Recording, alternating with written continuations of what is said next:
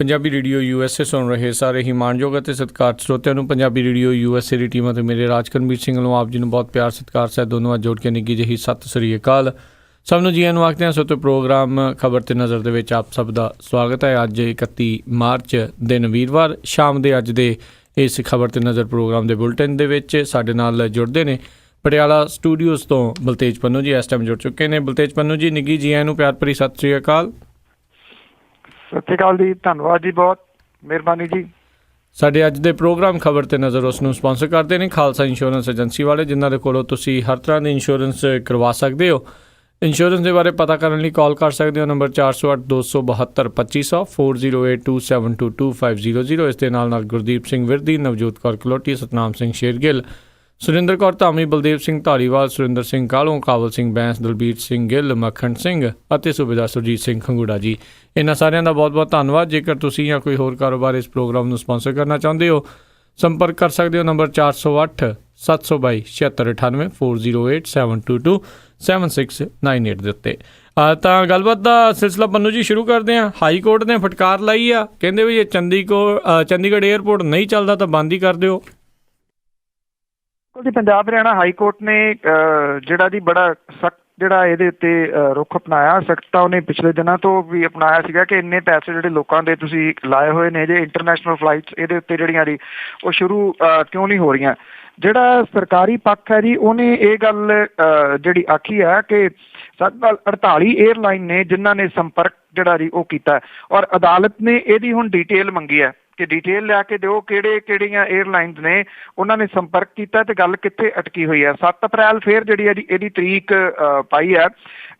Punjab Haryana high court ਨੇ ਇਹ ਗੱਲ ਆਖੀ ਹੈ ਕਿ ਇੰਨੇ ਫੰਡਸ ਇਹਦੇ ਉੱਤੇ ਲਾਏ ਗਏ ਨੇ, ਜੇ ਤੁਹਾਡੇ ਕੋਲੋਂ ਚੱਲਦਾ ਹੀ ਨਹੀਂਗਾ ਤੇ ਫਿਰ ਇਹ ਕਾਹਦੇ ਲਈ ਚਿੱਟਾ ਹਾਥੀ ਜਿਹੜਾ ਜੀ ਉਹ ਬੰਨ ਲਿਆ। ਜੇ ਇਹਨੂੰ ਨਹੀਂ ਚਲਾਉਣਾ ਤਾਂ ਇਹਨੂੰ ਬੰਦ ਕਰ ਦਿੱਤਾ ਜਾਵੇ। ਇੰਨੀ ਸਖਤ ਟਿੱਪਣੀ ਜਿਹੜੀ ਹੈ ਜੀ ਉਹ ਪੰਜਾਬ ਹਰਿਆਣਾ ਹਾਈ ਕੋਰਟ ਨੇ ਇਸ ਏਅਰਪੋਰਟ ਦੇ ਬਾਰੇ ਦੇ ਵਿੱਚ ਜਿਹੜੀ ਕੀਤੀ ਹੈ। ਦੂਜੇ ਪਾਸੇ ਹਰਿਆਣੇ ਦੀ ਵਿਧਾਨ ਸਭਾ ਦੇ ਵਿੱਚ ਇਹ ਮਤਾ ਜਿਹੜਾ ਜੀ ਪਾਇਆ ਗਿਆ ਕਿ ਇਸ ਏਅਰਪੋਰਟ ਦਾ ਨਾਂ ਜਿਹੜਾ ਜੀ ਸ਼ਹੀਦ ਆਜ਼ਮ ਭਗਤ ਸਿੰਘ ਹੋਰਾਂ ਦੇ ਨਾਮ ਦੇ ਉੱਤੇ ਰੱਖਿਆ ਜਾਵੇ। ਇਹ ਮਤਾ ਹਰਿਆਣੇ ਦੀ ਵਿਧਾਨ ਸਭਾ ਨੇ ਜਿਹੜਾ ਜੀ ਉਹ ਪਾਸ ਕਰ ਦਿੱਤਾ। ਹਾਲਾਂਕਿ ਇਹ ਅੜਚਨ ਜਿਹੜੀ ਹੈ ਜੀ ਜਾਰੀ ਰਹੂਗੀ ਕਿ ਇਹਦੇ ਨਾਲ ਜਿਹੜਾ ਜੀ ਕੀ ਲੱਗੇ। ਹਰਿਆਣਾ ਇਸ ਗੱਲ ਦੇ ਉੱਤੇ ਅੜਿਆ ਹੋਇਆ ਹੈ ਕਿ ਇਹਦੇ ਨਾਲ ਚੰਡੀਗੜ੍ਹ ਇੰਟਰਨੈਸ਼ਨਲ ਏਅਰਪੋਰਟ ਜਿਹੜਾ ਜੀ ਉਹ ਲੱਗਣਾ ਚਾਹੀਦਾ, ਜਦੋਂ ਕਿ ਪੰਜਾਬ ਕਹਿੰਦਾ ਹੈ ਕਿ ਜ਼ਮੀਨ ਉਹਨੇ ਦਿੱਤੀ ਹੈ ਤੇ ਜ਼ਮੀਨ ਮੋਹਾਲੀ ਦੀ ਸੀ, ਇਸ ਕਰਕੇ ਇਹ ਏਅਰਪੋਰਟ ਜਿਹੜਾ ਜੀ ਮੋਹਾਲੀ ਇਹਦੇ ਉੱਤੇ ਲਿਖਿਆ ਜਾਣਾ ਚਾਹੀਦਾ। ਹਰਿਆਣਾ ਕਹਿੰਦਾ ਜੀ ਕਿ ਗੱਲ ਪੈਸਿਆਂ ਦੀ ਹੈ ਤੇ ਬਰਾਬਰ ਦੇ ਪੈਸੇ ਜਿਹੜੇ ਆ ਜੀ ਉਹ ਮੈਂ ਵੀ ਨਾਲ ਪਾਏ ਆ ਤੇ ਇਕੱਲੇ ਦੀ ਜਿਹੜੀ ਆ ਜੀ ਉਹ ਚੱਲਣੀ ਨਹੀਂ ਹੈ। ਇਹ ਇਹਦੇ ਨਾਂ ਦੇ ਉੱਤੇ ਲੜੀ ਜਾਂਦੇ ਨੇ। ਪੰਜਾਬ ਹਰਿਆਣਾ ਹਾਈ ਕੋਰਟ ਜਿਹੜਾ ਜੀ ਉਹਨੇ ਬਿਲਕੁਲ ਵੱਖਰਾ ਜਿਹੜਾ ਜੀ ਇੱਕ ਰੁਖ ਅਖਤਿਆਰ ਕੀਤਾ ਜੀ ਵੀ ਇਹ ਦੱਸੋ ਇੱਥੇ ਫਲਾਈਟਾਂ ਚਲਾਉਣੀਆਂ ਨੇ ਜਾਂ ਨਹੀਂ। ਜੀ ਜੀ ਬਿਲਕੁਲ, ਇਹ ਚਾਹੀਦੇ ਵੀ ਆ ਜੀ ਇੱਦਾਂ ਹੀ ਸਿੱਧੇ ਕਰਨੇ। ਅਗਲੀ ਗੱਲ ਕਰੀਏ ਵੀ 100 ਤੋਂ ਵੱਧ ਠੇਕੇ ਭੁੱਕੀ ਦੇ ਰਾਜਸਥਾਨ 'ਚ ਬੰਦ। ਜੀ ਬਿਲਕੁਲ, ਉੱਧਰੋਂ ਤੁਸੀਂ ਕਹਿ ਲਓ ਜੀ ਵਾਢੀਆਂ ਆ ਗਈਆਂ ਤੇ ਜਿਹੜੇ ਨਸ਼ੇੜੀ ਨੇ ਉਹਨਾਂ ਦਾ ਕੰਮ ਜਿਹੜਾ ਜੀ ਉਹ ਔਖਾ ਹੋ ਜਾਣਾ। ਉਹ ਅੱਕੀ ਪਲਾਹੀ ਹੱਥ ਜਿਹੜੇ ਨੇ ਜੀ ਉਹ ਮਾਰਨ ਲੱਗੇ ਨੇ। ਇਸ ਵੇਲੇ ਰਾਜਸਥਾਨ ਦੇ ਵਿੱਚ ਜਿਹੜਾ ਜੀ ਭੁੱਕੀ ਦੇ ਜਿਹੜੇ ਠੇਕੇ ਨੇ ਉਹਨਾਂ ਨੂੰ ਤਾਲੇ ਲੱਗ ਗਏ 100 ਨੂੰ ਕਰੀਬ, ਕਿਉਂਕਿ ਅੱਗੋਂ ਇਹਨਾਂ ਨੂੰ 31 ਮਾਰਚ ਤੱਕ ਹੁੰਦੇ ਆ ਜੀ। 31 ਮਾਰਚ ਲੰਘ ਗਿਆ ਤੇ ਇਹ ਠੇਕੇ ਜਿਹੜੇ ਜੀ ਬੰਦ ਅੱਜ ਤੋਂ ਸਾਡੇ, ਕਿਉਂਕਿ 1 ਅਪ੍ਰੈਲ ਜਿਹੜੀ ਆ ਜੀ ਉਹ ਹੋ ਗਈ ਆ। 100 ਦੇ ਕਰੀਬ 125 ਦੇ ਕਰੀਬ ਇਹ ਭੁੱਕੀ ਦੇ ਠੇਕੇ ਨੇ ਜਿਨ੍ਹਾਂ ਨੂੰ ਬੰਦ ਕੀਤਾ ਗਿਆ। ਰਾਜਸਥਾਨ ਦੀ ਸਰਕਾਰ ਨੂੰ ਇਹਦੇ ਨਾਲ 100 ਕਰੋੜ ਰੁਪਈਏ ਦਾ ਸਾਲਾਨਾ ਜਿਹੜਾ ਜੀ ਉਹ ਨੁਕਸਾਨ ਹੋਣਾ ਹੈ। ਸੂਬੇ ਦੇ ਵਿੱਚ 22,000 ਦੇ ਕਰੀਬ ਭੁੱਕੀ ਦੇ ਪਰਮਿਟ ਹੋਲਡਰ ਨਸ਼ੇੜੀ ਨੇ ਜਿਨ੍ਹਾਂ ਦੇ ਇਲਾਜ ਦੇ ਲਈ ਕਰੀਬ 1 ਸਾਲ ਤੋਂ ਸਰਕਾਰੀ ਮੁਹਿੰਮ ਜਿਹੜੀ ਹੈ ਜੀ ਉਹ ਚੱਲ ਰਹੀ ਹੈ। 2001 ਦੇ ਵਿੱਚ ਨਵੇਂ ਪਰਮਿਟ ਜਿਹੜੇ ਉਹ ਬਣਾਉਣੇ ਹਾਲਾਂਕਿ ਜਿਹੜੇ ਜੀ ਉਹ ਬੰਦ ਕਰ ਦਿੱਤੇ ਗਏ ਸੀਗੇ ਜੀ। ਔਰ ਜਿਹੜੇ ਪਰਮਿਟ ਹੋਲਡਰ ਜਿਹੜੇ ਨੇ ਉਹਨਾਂ ਨੇ 2 ਦਿਨ ਪਹਿਲਾਂ ਗੰਗਾ ਨਗਰ ਦੇ ਵਿੱਚ ਪ੍ਰਦਰਸ਼ਨ ਵੀ ਕੀਤਾ ਸੀਗਾ ਕਿ ਉਹਨਾਂ ਦੇ ਮਾਰਚ ਦੇ ਮਹੀਨੇ ਦਾ ਕੋਟਾ ਜਿਹੜਾ ਜੀ ਉਹ ਠੇਕੇਦਾਰ ਛੱਕ ਗਏ ਨੇ ਜੀ। ਹਾਈ ਕੋਰਟ ਦੇ ਵਿੱਚ ਇਹ ਮਾਮਲਾ ਗਿਆ ਸੀਗਾ ਜਿਹੜਾ ਇਹਨਾਂ ਠੇਕਿਆਂ ਨੂੰ ਬੰਦ ਕਰਨ ਦਾ। 1 ਅਪ੍ਰੈਲ 16 ਤੋਂ ਭੁੱਕੀ ਦੇ ਠੇਕੇ ਬੰਦ ਕਰਨ ਦਾ ਰਾਜਸਥਾਨ ਸਰਕਾਰ ਨੇ ਜਿਹੜਾ ਉਹ ਫੈਸਲਾ ਲਿਆ ਸੀਗਾ। ਪੰਜਾਬ ਦੇ ਨਾਲ ਲੱਗਦੀ ਜਿਹੜੀ ਸਰਹੱਦ ਹੈ ਜ਼ਿਲ੍ਹਾ ਗੰਗਾ ਨਗਰ ਤੇ ਹਨੂੰਮਾਨਗੜ੍ਹ ਦੇ ਵਿੱਚ ਠੇਕਿਆਂ ਦੇ ਵਿੱਚ ਭੁੱਕੀ ਦੀ ਵਿਕਰੀ ਜਿਹੜੀ ਉਹ ਸਭ ਤੋਂ ਜ਼ਿਆਦਾ ਹੁੰਦੀ ਸੀ। ਇੱਥੇ ਹੁਣ ਭੁੱਕੀ ਜਿਹੜੀ ਆ ਜੀ ਉਹ ਬੰਦ ਹੋ ਗਈ ਆ ਤੇ ਨਿਰਸੰਦੇਹ ਇਹਦੇ ਨਾਲ ਜਿਹੜੇ ਭੁੱਕੀ ਖਾਣ ਵਾਲੇ ਨੇ ਜੀ ਉਹ ਹੁਣ ਹੋਰ ਜ਼ਿਆਦਾ ਸਫ਼ਰ ਕਰਨਗੇ ਅੱਗੋਂ ਜਾ ਕੇ ਜਿਹੜਾ ਜੀ ਲੈ ਕੇ ਆਉਣਗੇ। ਨਾਲ ਦੀ ਨਾਲ ਜਿਹੜੇ ਚਿੱਟੇ ਦੇ ਵਪਾਰੀ ਨੇ ਜੀ ਉਹ ਬਹੁਤ ਖੁਸ਼ ਜਾਪਦੇ ਨੇ ਇਸ ਫੈਸਲੇ ਤੋਂ, ਕਿਉਂਕਿ ਉਹਨਾਂ ਦਾ ਕਾਰੋਬਾਰ ਜਿਹੜਾ ਜੀ ਉਹ ਵਧੂਗਾ। ਜੀ ਜੀ ਬਿਲਕੁਲ। ਅਗਲੀ ਗੱਲ ਕਰੀਏ, ਕਾਂਗਰਸ ਦਾ ਜਿਹੜਾ ਅੰਦਰੂਨੀ ਕਲੇਸ਼ ਜਾਰੀ, ਬੀਰ ਦਵਿੰਦਰ ਹੁਣਾਂ ਨੂੰ ਮੁਅੱਤਲ ਕੀਤਾ। ਇਹ ਬਿਲਕੁਲ ਇਹ ਕਿਸੇ ਨਾ ਕਿਸੇ ਰੂਪ ਦੇ ਵਿੱਚ ਜਿਹੜਾ ਜੀ ਉਹ ਚੱਲੀ ਹੋ ਜਾਂਦਾ ਜੀ। ਕੁਝ ਵੀ ਸਹੀ ਜਿਹੜਾ ਜੀ ਉਹ ਕਾਂਗਰਸ ਵੱਲ ਨੂੰ ਨਹੀਂ ਜਾ ਰਿਹਾ। ਇੱਥੇ ਹੁਸ਼ਿਆਰਪੁਰ ਦੇ ਵਿੱਚ ਮੀਟਿੰਗ ਜਿਹੜੀਆਂ ਅੱਜ ਕੱਲ੍ਹ ਮੀਟਿੰਗਸ ਕਰ ਰਹੇ ਨੇ ਕੈਪਟਨ ਅਮਰਿੰਦਰ ਸਿੰਘ ਹੋਰੀ, ਉਹਨਾਂ ਨੂੰ ਵੀ ਮੀਟਿੰਗ ਦੇ ਦੌਰਾਨ ਕਾਂਗਰਸੀ ਵਰਕਰ ਜਿਹੜੇ ਸੀ ਉਹਨਾਂ ਦੀ ਕਾਫੀ ਤਲਖੀ ਜਿਹੜੀ ਜੀ ਉਹ ਵੇਖਣ ਨੂੰ ਮਿਲੀ। ਜਦੋਂ ਕੈਪਟਨ ਅਮਰਿੰਦਰ ਸਿੰਘ ਹੋਰੀ ਬੋਲਣ ਲੱਗੇ ਤਾਂ ਅੱਧੇ ਤੋਂ ਜ਼ਿਆਦਾ ਹਾਲ ਜਿਹੜਾ ਸੀ ਉਹ ਖਾਲੀ ਹੋ ਗਿਆ। ਲੋਕ ਜਿਹੜਾ ਜੀ ਉਹ ਉੱਠ ਕੇ ਚਲੇ ਗਏ।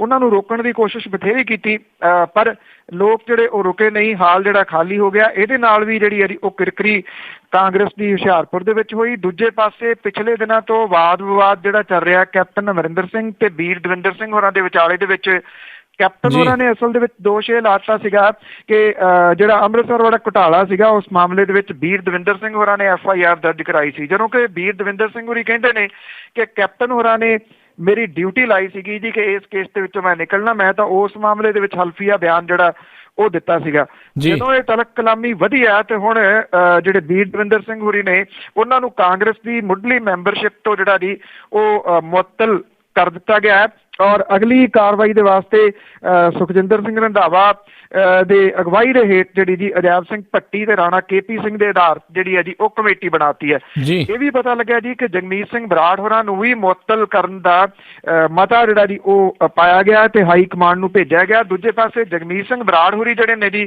ਉਹ ਕਹਿੰਦੇ ਮੈਂ ਤਾਂ ਇੱਕ ਦਕਸ਼ਤ ਜਿਹੜੇ ਕਰਾਉਣ ਵਾਲੀ ਮੁਹਿੰਮ ਆ ਉਹ ਪੰਜਾਬ ਦੇ ਵਿੱਚ ਸਾਰੀ ਚਲਾ ਰਿਹਾ ਜੀ। ਉਹ ਕਹਿੰਦਾ ਕਿ ਮੈਂ ਜਿਹੜੇ ਆ ਜੀ ਇਹ ਕੋਈ ਕੈਪਟਨ ਅਮਰਿੰਦਰ ਸਿੰਘ ਹੋਰਾਂ ਨੂੰ ਅਹੁਦੇ ਤੋਂ ਲਾਉਣ ਦੇ ਵਾਸਤੇ, ਹਟਾਉਣ ਦੇ ਵਾਸਤੇ ਇਹ ਦਸਤਖਤੀ ਮੁਹਿੰਮ ਨਹੀਂ ਚਲਾ ਰਿਹਾ।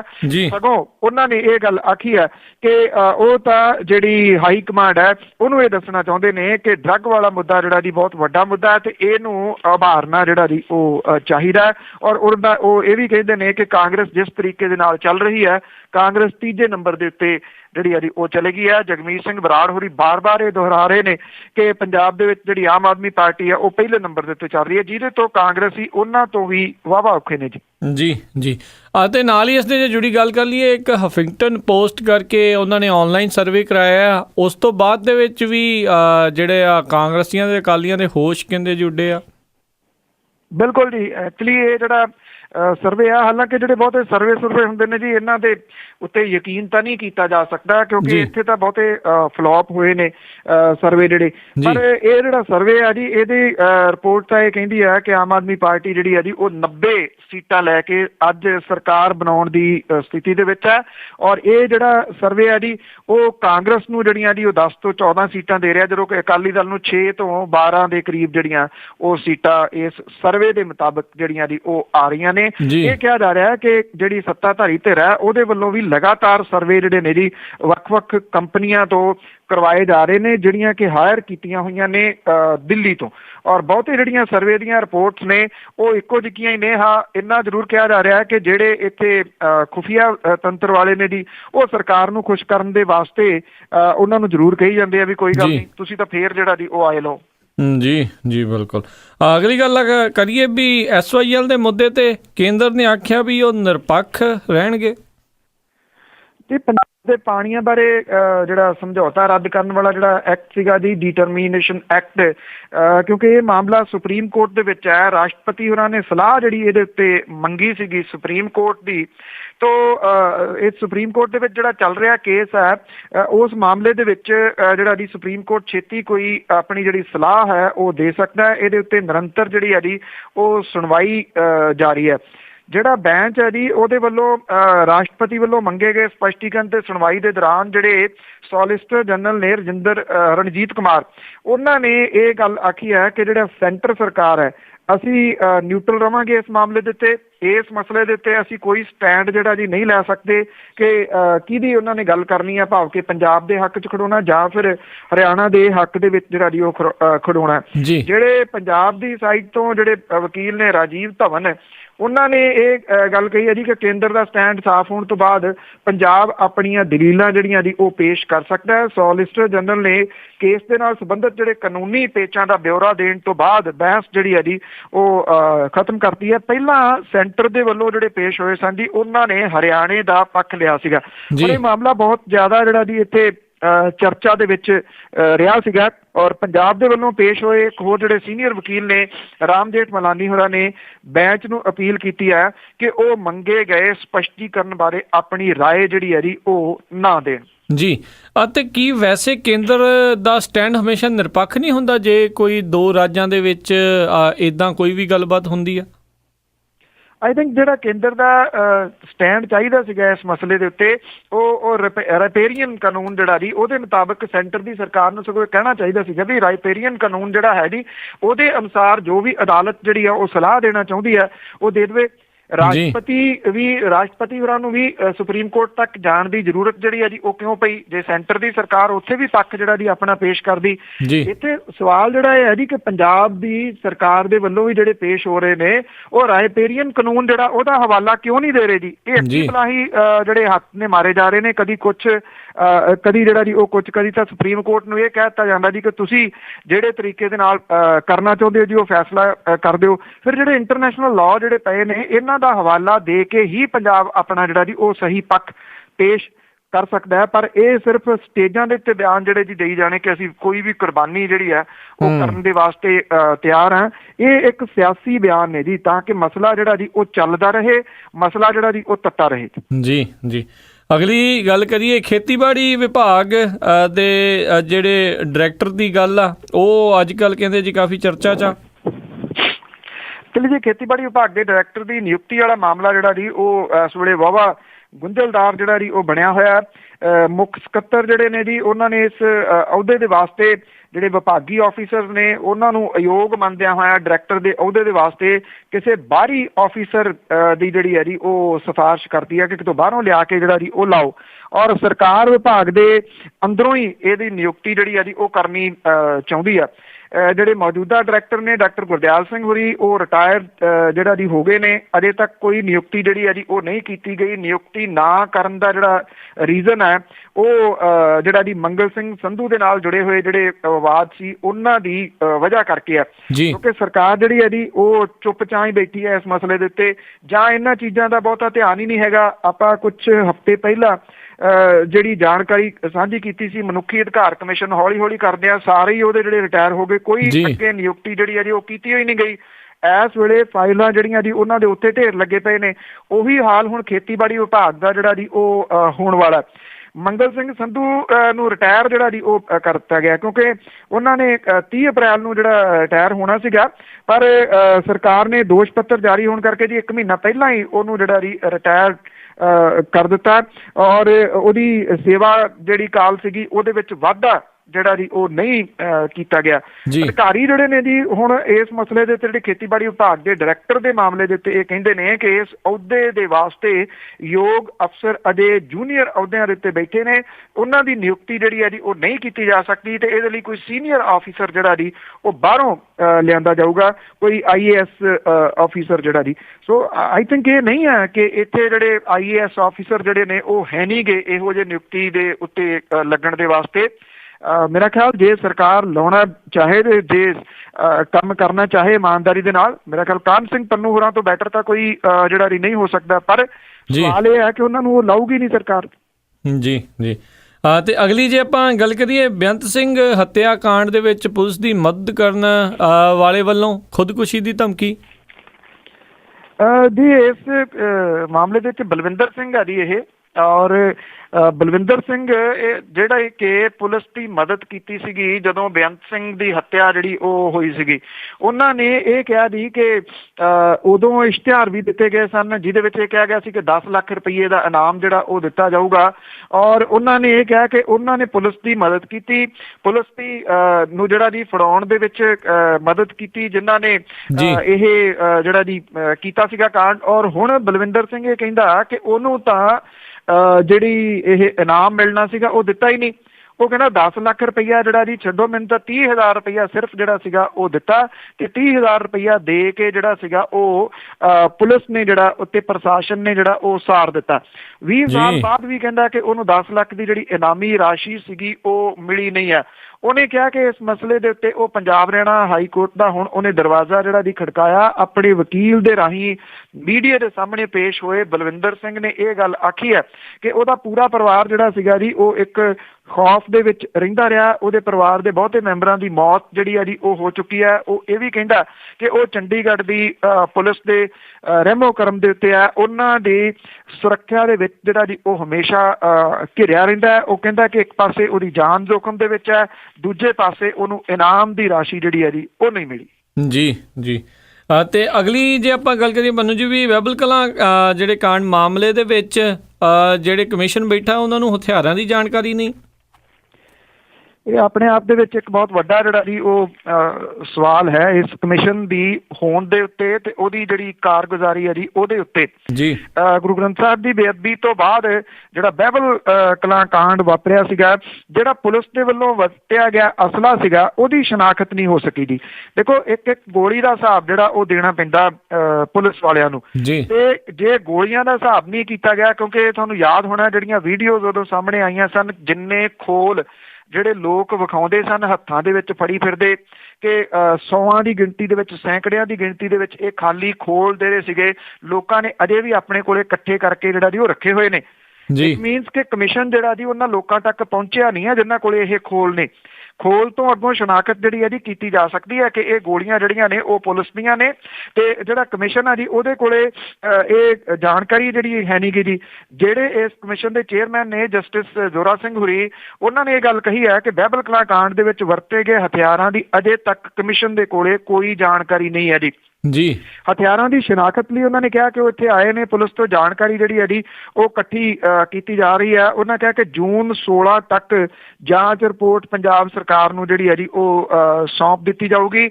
ਜਿਹੜੇ ਸਾਬਕਾ ਜੱਜ ਨੇ ਕਾਟਜੂ ਸਾਹਿਬ, ਉਹਨਾਂ ਦੇ ਵੱਲੋਂ ਆਪਣੇ ਪੱਧਰ ਤੇ ਜਾਰੀ ਕੀਤੀ ਗਈ ਜਿਹੜੀ ਰਿਪੋਰਟ ਹੈ, ਉਹਨਾਂ ਨੇ ਕਿਹਾ ਕਿ ਉਹਨਾਂ ਦੀ ਜਾਂਚ ਪੜਤਾਲ ਦੇ ਨਾਲ ਇਹਦਾ ਕੋਈ ਸਬੰਧ ਜਿਹੜਾ ਨਹੀਂ ਹੈ। ਉਹਨਾਂ ਨੇ ਕਿਹਾ ਕਿ ਬਹਿਬਲ ਕਲਾਂ ਕਾਂਡ ਦੇ ਸੰਬੰਧੀ ਹੁਣ ਤੱਕ ਉਹਨਾਂ ਦੇ ਕੋਲੇ 30 ਗਵਾਹਾਂ ਨੇ ਬਿਆਨ ਜਿਹੜੇ ਉਹ ਦਰਜ ਕਰਾਏ ਨੇ। 3 ਮਹੀਨਿਆਂ ਬਾਅਦ ਦੂਜੀ ਵਾਰੀ ਫਰੀਦਕੋਟ ਜਿਹੜੇ ਪਹੁੰਚੇ ਨੇ ਜਸਟਿਸ ਜ਼ੋਰਾ ਸਿੰਘ ਹੁਰੀ ਬਹਿਬਲ ਕਲਾਂ ਕਾਂਡ ਦੇ ਸਬੰਧ ਦੇ ਵਿੱਚ। ਜਿਹੜੇ ਸਰਕਾਰੀ ਤੌਰ ਦੇ ਉੱਤੇ ਇਦਾਂ ਦੇ ਕਮਿਸ਼ਨ ਬਣਾਏ ਜਾਂਦੇ ਨੇ ਨਾ, ਉਹ ਜਾਣ ਬੁੱਝ ਕੇ ਲੰਮੇ ਜਿਹੜਾ ਦੀ ਉਹ ਖਿੱਚੇ ਜਾਂਦੇ ਨੇ, ਔਰ ਇਸ ਕਰਕੇ ਖਿੱਚੇ ਜਾਂਦੇ ਨੇ। ਇੱਕ ਤਾਂ ਜਿਹੜੇ ਇਹਦੇ ਉੱਤੇ ਬੈਠੇ ਜਿਹੜੇ ਅਧਿਕਾਰੀ ਨੇ ਜੀ ਉਹ ਸਮਝਦੇ ਨੇ ਕਿ ਠੀਕ ਹੈ ਲੰਮੇ ਤੋਂ ਲੰਮਾ ਜਿਹੜਾ ਜੀ ਉਹ ਚੱਲੀ ਚੱਲੋ, ਸਾਲਾਂ ਬੱਧੀ ਜਿਹੜੀਆਂ ਜੀ ਉਹ ਜਾਣਕਾਰੀਆਂ ਇਕੱਠੀਆਂ ਕਰਨ ਦੇ ਨਾਂ ਹੇਠ ਹੁਣ 3 ਮਹੀਨੇ ਤੋਂ ਬਾਅਦ ਦੁਬਾਰਾ ਜਿਹੜੀ ਹੈ ਜੀ ਇਹ ਫੇਰੀ ਬਹਿਬਲ ਕਲਾਂ ਦੇ ਵਿੱਚ ਹੋਈ ਹੈ। ਇਹ ਇਸ ਕਰਕੇ ਹੋਈ ਹੈ ਕਿਉਂਕਿ ਸਾਬਕਾ ਜਸਟਿਸ ਕਾਟਜੂ ਹੋਰਾਂ ਵਾਲੀ ਰਿਪੋਰਟ ਜਿਹੜੀ ਹੈ ਜੀ ਉਹ ਆ ਗਈ ਹੈ। ਜਦੋਂ ਬਿਨਾਂ ਕਿਸੇ ਸਰਕਾਰੀ ਮਦਦ ਤੋਂ ਜਸਟਿਸ ਕਾਟਜੂ ਹੋਰੀ ਜਿਹੜੀ ਹੈ ਜੀ ਇਹ ਰਿਕਾਰਡ ਸਮੇਂ ਦੇ ਵਿੱਚ ਇਹਦੀ ਜਾਂਚ ਕਰ ਸਕਦੇ ਆ ਤੇ ਉਹ ਜਾਂਚ ਰਿਪੋਰਟ ਜਾਰੀ ਕਰ ਸਕਦੇ ਆ, ਤੇ ਫਿਰ ਇੰਨੀਆਂ ਸਰਕਾਰੀ ਸਹੂਲਤਾਂ ਦੇ ਬਾਵਜੂਦ ਅਜੇ ਵੀ ਇਹ ਕਿਉਂ ਕਿਹਾ ਜਾ ਰਿਹਾ ਜੀ ਕਿ ਅਜੇ ਜੂਨ ਮਹੀਨੇ ਤੱਕ ਜਿਹੜੀ ਹੈ ਇਹਦੀ ਰਿਪੋਰਟ ਆਊਗੀ। ਜੀ ਬਿਲਕੁਲ ਜੀ, ਪਹਿਲਾਂ ਤਾਂ 2-3 ਮਹੀਨੇ ਦਾ ਹੀ ਲਾਇਆ ਗਿਆ ਸੀਗਾ। ਅਗਲੀ ਗੱਲ ਕਰੀਏ SGPC ਦਾ ਜਿਹੜਾ ਬਜਟ ਪਾਸ ਆ ਉਸ ਦੇ ਵਿੱਚ 4 ਸਾਹਿਬਜ਼ਾਦੇ ਮੂਵੀ ਖਰੀਦਣ ਦੀ ਗੱਲ ਹੋਈ ਆ। ਲੋਕਾਂ ਨੇ ਇਸ ਚੀਜ਼ ਦਾ ਵਿਰੋਧ ਕੀਤਾ ਆ। ਖਰੀਦ ਤਾਂ ਇਹ ਲਈ ਗਈ ਹੈ ਜੀ 4 ਕਰੋੜ ਰੁਪਈਏ ਦੇ ਵਿੱਚ, ਉਹ ਵੀ ਉਹ ਫਿਲਮ ਦੀ ਜਿਹੜੀ ਸਾਰਿਆਂ ਨੇ ਜਿਹੜੀ ਹੈ ਜੀ ਉਹ ਦੇਖੀ ਹੋਈ ਆ।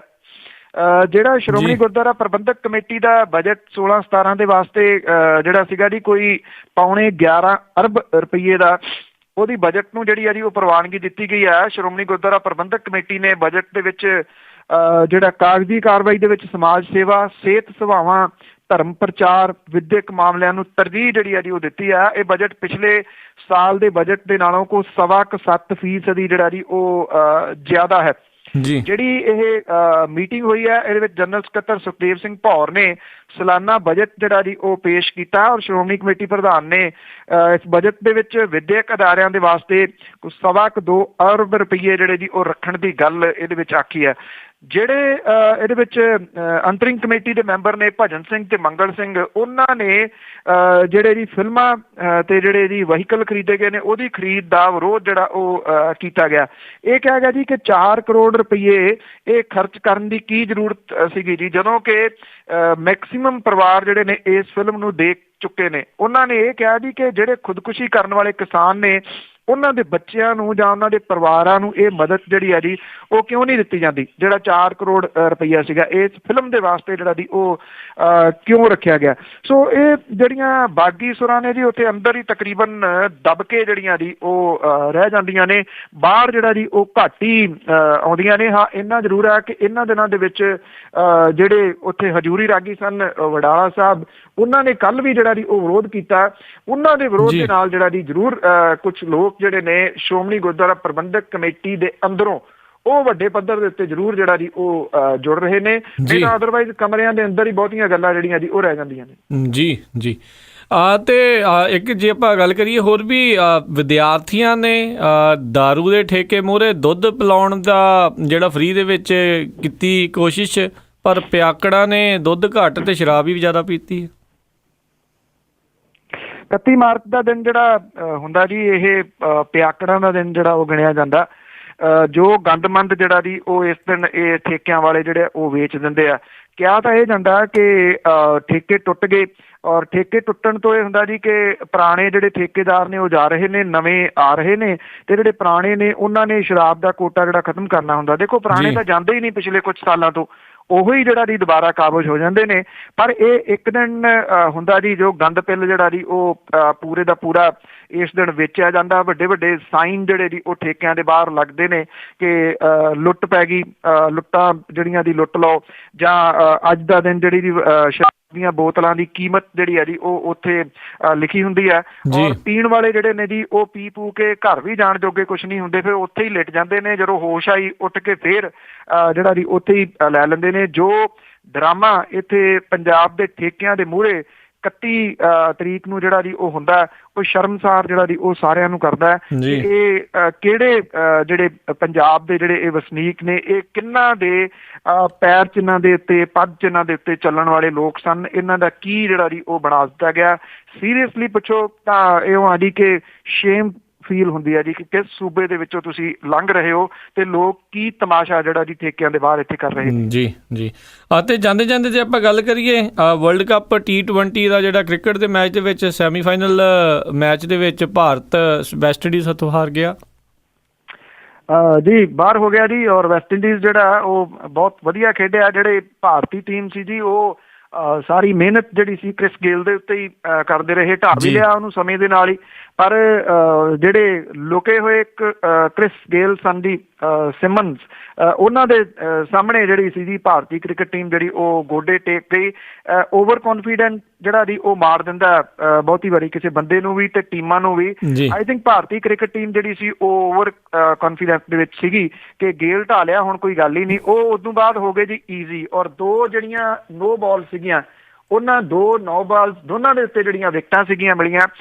ਇਹਨਾਂ ਨੇ ਜਿਹੜਾ ਦੀ ਭਾਰਤ ਨੂੰ ਮੈਚ ਜਿਹੜਾ ਸੀ ਉਹ ਹਰਾ ਦਿੱਤਾ। ਇਹਨੂੰ ਹੜਬੜਾਹਟ ਜਿਹੜੀ ਹੈ ਨਾ ਜੀ ਉਹ ਕਹੀ ਜਾ ਸਕਦੀ ਹੈ, ਨਹੀਂ ਤਾਂ ਅਦਰਵਾਈਜ਼ ਬੱਲੇਬਾਜ਼ਾਂ ਨੇ ਕਮਾਲ ਦਾ ਜਿਹੜਾ ਜੀ ਪ੍ਰਦਰਸ਼ਨ ਕੀਤਾ ਸੀਗਾ, ਖਾਸ ਤੌਰ ਦੇ ਉੱਤੇ ਇੱਕ ਵਾਰੀ ਫੇਰ ਵਿਰਾਟ ਕੋਹਲੀ ਹੋਰਾਂ ਨੇ। ਸੋ ਜਿਹੜਾ ਸੀਗਾ ਜੀ ਉਹਨਾਂ ਦੀ ਮਿਹਨਤ ਵੀ ਇਹ ਬੇਕਾਰ ਹੀ ਗਈ। ਸੋ ਹੁਣ ਭਾਰਤੀ ਜਿਹੜੀ ਟੀਮ ਹੈ ਜੀ ਉਹ ਚਲੇਗੀ। ਵਾਨਖੇੜੇ ਸਟੇਡੀਅਮ ਨੱਕੋ ਨੱਕ ਜਿਹੜਾ ਉਹ ਭਰਿਆ ਹੋਇਆ ਸੀਗਾ। ਲੋਕ ਇਹ ਵੇਖਣ ਆਏ ਸਨ ਕਿ ਭਾਰਤੀ ਜਿਹੜੀ ਕ੍ਰਿਕਟ ਟੀਮ ਹੈ ਜੀ ਉਹ ਫਾਈਨਲ ਦੇ ਵਿੱਚ ਜਿਹੜਾ ਜੀ ਉਹ ਜਾ ਰਹੀ ਹੈ। ਜਿਵੇਂ ਇੱਥੇ ਚੈਨਲਾਂ ਦੇ ਉੱਤੇ ਜਾਂ ਲੋਕਾਂ ਨੇ ਜਿਹੜੀ ਬੋਲਿਆ ਸੀਗਾ ਜੀ ਉਹ ਤਾਂ ਇਉਂ ਸੀਗਾ ਵੀ ਗੱਲ ਹੀ ਕੋਈ ਨਹੀਂ, ਹੁਣ ਤਾਂ ਫਾਈਨਲ ਜਿੱਤੋ। ਵੈਸਟ ਇੰਡੀਜ਼ ਦੀ ਟੀਮ ਤਾਂ ਮਾਮੂਲੀ ਟੀਮ ਹੈ, ਬਸ ਇੱਥੋਂ ਹੀ ਮਾਰ ਖਾ ਗਈ ਜੀ। ਜੀ ਜੀ ਅਤੇ ਸਰੋਤਿਓ ਇਹ ਸੀਗੀਆਂ ਸਾਡੀਆਂ ਅੱਜ ਦੀਆਂ ਖਬਰਾਂ ਜਿਨ੍ਹਾਂ ਬਾਰੇ ਸਾਨੂੰ ਜਾਣਕਾਰੀ ਦੇ ਰਹੇ ਸੀਗੇ ਬਲਤੇਜ ਪੰਨੂ ਜੀ। ਤੇ ਪੰਨੂ ਜੀ ਜਾਣ ਤੋਂ ਪਹਿਲਾਂ ਅੱਜਨਾਮਾ ਕਿ ਹੋਈ ਅੰਦਰ ਬਿਹਾਰ ਦੇ ਸਹਿਮਤੀ ਜੀ, ਇੱਥੇ ਵਿਕਣ ਨਹੀਂ ਦੇਣੀ ਸ਼ਰਾਬ ਬੇਲੀ। ਜੀ ਹੋਈ ਅੰਦਰ ਬਿਹਾਰ ਦੇ ਸਹਿਮਤੀ ਜੀ, ਇੱਥੇ ਵਿਕਣ ਨਹੀਂ ਦੇਣੀ ਸ਼ਰਾਬ ਬੇਲੀ। ਪੀਣ ਵਾਲੇ ਦੀ ਮੱਤ ਜੀ ਮਾਰ ਦਿੰਦੀ, ਕਰਦੀ ਘਰਾਂ ਦੀ ਹਾਲਤ ਖਰਾਬ ਬੇਲੀ। ਜੀ ਡਾਂਗ ਸੋਟਾ ਵੀ ਕਈ ਥਾਂ ਚੱਲ ਜਾਂਦਾ, ਮਰਨ ਜੀਣ ਦਾ ਨਹੀਂ ਹਿਸਾਬ ਬੇਲੀ। ਲੋਕਾਂ ਨਾਲ ਵਿਧਾਇਕ ਸ਼ਰਾਬ ਛੱਡਣ, ਦਈਏ ਛੱਡ ਸ਼ੈਤਾਨੀ ਦਾ ਆਪ ਬੇਲੀ। ਚੰਗੀ ਸੋਚ ਪਰ ਕਹਿੰਦੇ ਨੇ ਕਹਿਣ ਵਾਲੇ, ਨੀਤੀ ਦੇਰ ਜ਼ਿਆਦਾ ਨਹੀਂ ਟਿਕੇਗੀ ਜੀ। ਜੀ ਚੰਗੀ ਸੋਚ ਪਰ ਕਹਿੰਦੇ ਨੇ ਕਹਿਣ ਵਾਲੇ, ਨੀਤੀ ਦੇਰ ਜ਼ਿਆਦਾ ਨਹੀਂ ਟਿਕੇਗੀ ਜੀ। ਬੰਦ ਹੋਇਆ ਦਰਵਾਜ਼ਾ ਜੇ ਠੇਕਿਆਂ ਦਾ, ਗਲੀਓ ਗਲੀ ਬਲੈਕ ਵਿੱਚ ਵਿਕੇਗੀ ਜੀ। ਜੀ ਬਿਲਕੁਲ ਜੀ, ਬਹੁਤ ਬਹੁਤ ਧੰਨਵਾਦ ਬਲਤੇਜ ਪੰਨੂ ਜੀ, ਤੁਸੀਂ ਜੁੜੇ ਇਹਨਾਂ ਖਬਰਾਂ ਦੇ ਬਾਰੇ ਸਾਨੂੰ ਵਿਸਤਾਰ 'ਚ ਜਾਣਕਾਰੀਆਂ ਦਿੱਤੀਆਂ। ਅਗਲੇ ਬੁਲੇਟਿਨ ਤੱਕ ਲਈ ਤੁਹਾਡਾ ਬਹੁਤ ਬਹੁਤ ਧੰਨਵਾਦ, ਮਿਹਰਬਾਨੀ, ਸਤਿ ਸ਼੍ਰੀ ਅਕਾਲ। ਧੰਨਵਾਦ ਜੀ, ਸਤਿ ਸ਼੍ਰੀ ਅਕਾਲ। ਤੇ ਸੋਤੋ ਇੱਥੇ ਹੀ ਸਾਡਾ ਅੱਜ ਦਾ ਇਹ ਪ੍ਰੋਗਰਾਮ ਆ ਉਹ ਹੁਣ ਸਮਾਪਤ ਹੁੰਦਾ ਹੈ। ਹੁਣ ਮੈਨੂੰ ਰਾਜਕਰਮਵੀਰ ਸਿੰਘ ਨੂੰ ਵੀ ਇਜਾਜ਼ਤ ਦਿਓ। ਮੇਰੇ ਵੱਲੋਂ ਵੀ ਆਪ ਸਭ ਨੂੰ ਬਹੁਤ ਪਿਆਰ ਸਤਿਕਾਰ ਸਹਿਤ ਦੋਨੋਂ ਜੋੜ ਕੇ ਨਿੱਘੀ ਜਿਹੀ ਸਤਿ ਸ੍ਰੀ ਅਕਾਲ। ਜਿਉਂਦੇ ਵਾਸਤੇ ਰਹੋ, ਹੱਸਦੇ ਖੇਲਦੇ ਰਹੋ ਤੇ ਸੁਣਦੇ ਰਹੋ ਪੰਜਾਬੀ ਰੇਡੀਓ USA।